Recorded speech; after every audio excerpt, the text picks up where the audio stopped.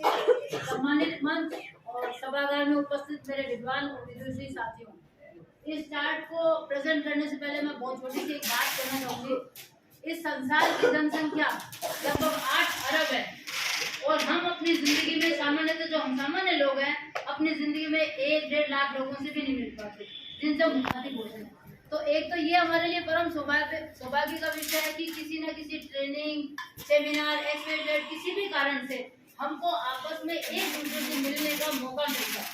मैं ये चाहती हूँ कि जब हम यहाँ से जाएं 5वें दिन तो हमारी मधुर स्मृतियाँ इतनी अच्छी होनी चाहिए कि जिंदगी के आखिरी दम तक हम एक दूसरे को याद रखें। ये भी ट्रेनिंग का सबसे बड़ा उद्देश्य होगा।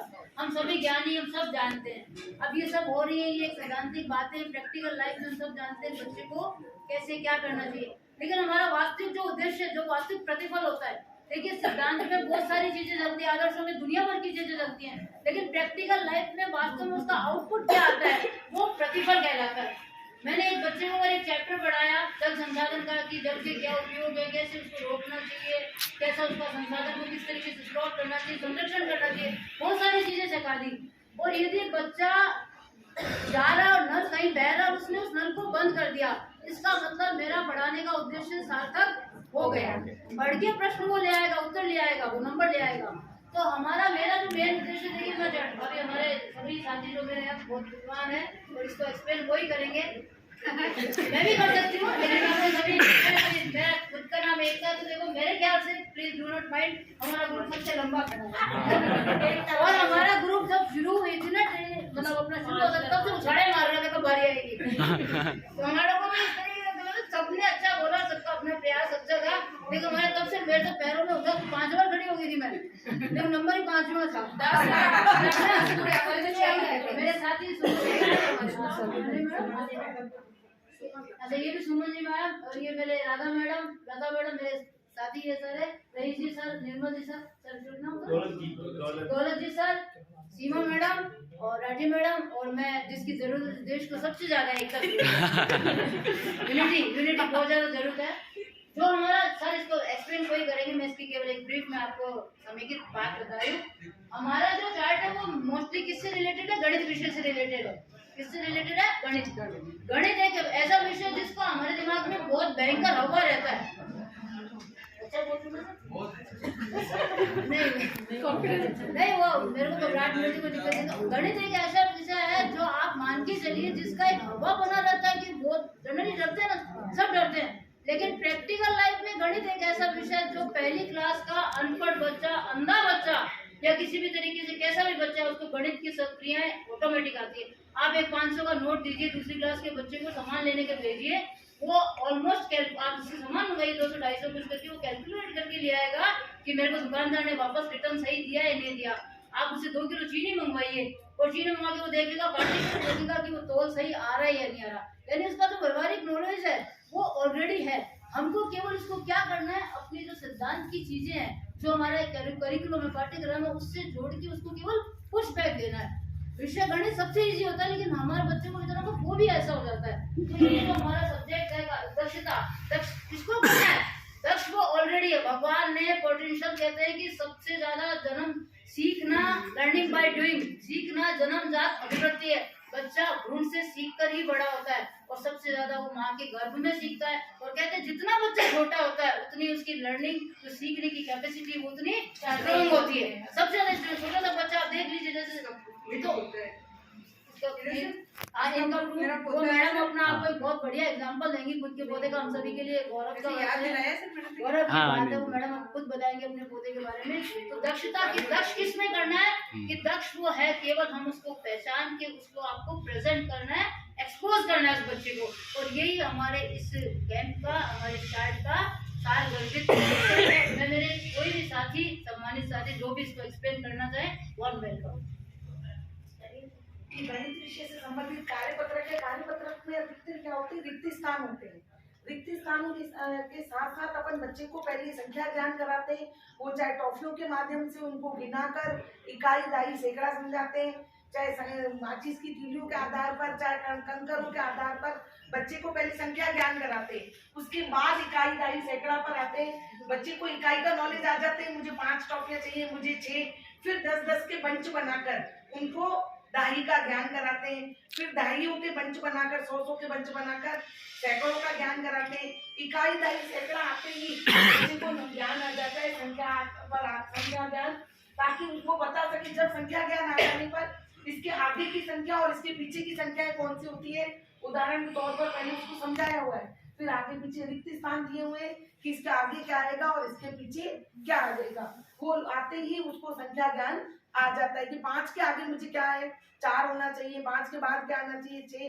तो इस तरह से कार्यपत्रक में रिक्त स्थानों के आधार पर वो अपने नॉलेज के हिसाब से भरकर सीखता है और उन्हीं संख्याओं को फिर लिखित में करना है। उसको लिखित में करने पर उसका संख्या ज्ञान पक्का हो जाता है। इकाइयों के बाद सैकड़ों के बाद हजारों में, हजारों के बाद इकाई दहाई सैकड़ा कि 650 में इकाई क्या है कि 0 है, दहाई कितनी है 5 पर, और सैकड़ा कौन सा है 600 पर। फिर इकाई दहाई सैकड़े को ऐसे अलग करके बच्चे को प्राइमरी तौर पर संख्या ज्ञान कराया।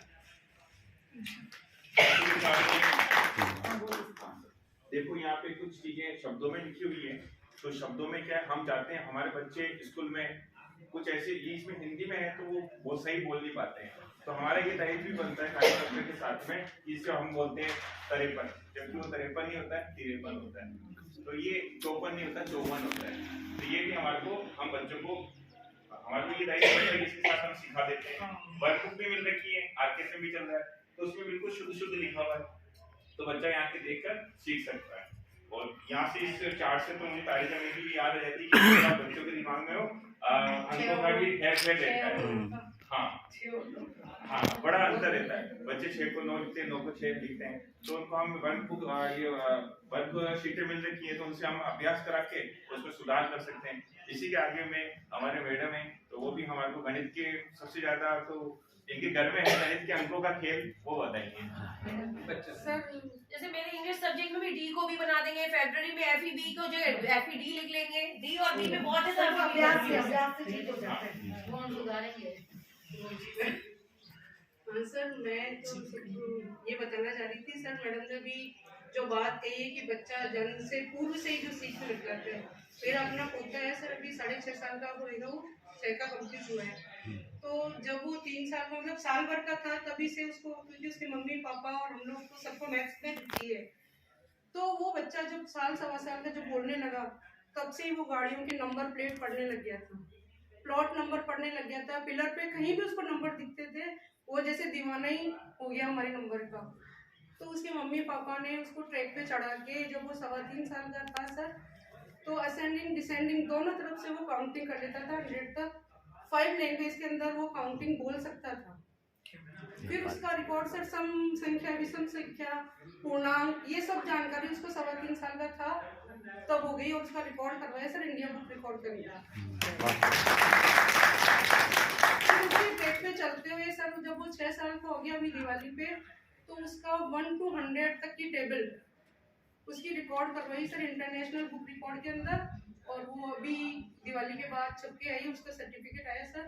और लेटेस्ट अभी दिसंबर में उसका करवाया सर, जब वो 4.5 के अंदर ही है, मतलब अभी 1 to 100 तक के जो है उसके क्यूब्स वो रिकॉर्ड करवाए sir world wide book India के अंदर। तो मैं ये मानती हूँ, मैं तो वैसे मेरा तो नेचर ये है सर कि मैं स्कूल के बच्चों को भी अपने बच्चों की जैसे ही चाहती हूँ, क्योंकि मेरे बच्चे दोनों ही सर IITian है, और मैं ये चाहती हूँ कि बच्चे जो निकल के आ रहे हैं हमारे स्कूल के, उन्हीं की बदौलत उन पैसों से मेरा घर गया और मेरे घर में ये सब अचीव हुआ।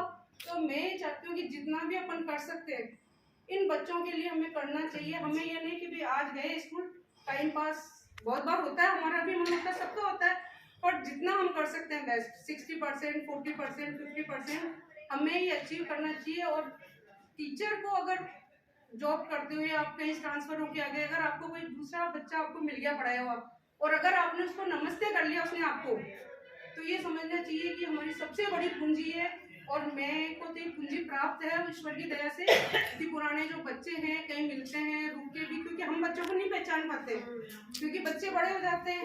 पीएस में अगर हमने किसी बच्चे को पढ़ाया तो वो तो बच्चों के बाप हो गए, लेकिन उनके बच्चों को एडमिशन कराने जब ला रहे हैं तो अगर वो आपको सम्मान दे रहे हैं, इट मीन्स आपने कुछ किया।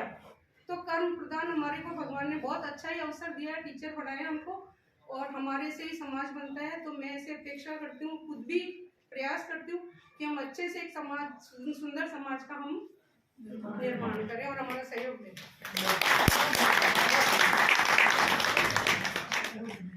और किसी को बोलना खुला मन से, अभी तो माइक अपने आदमी है।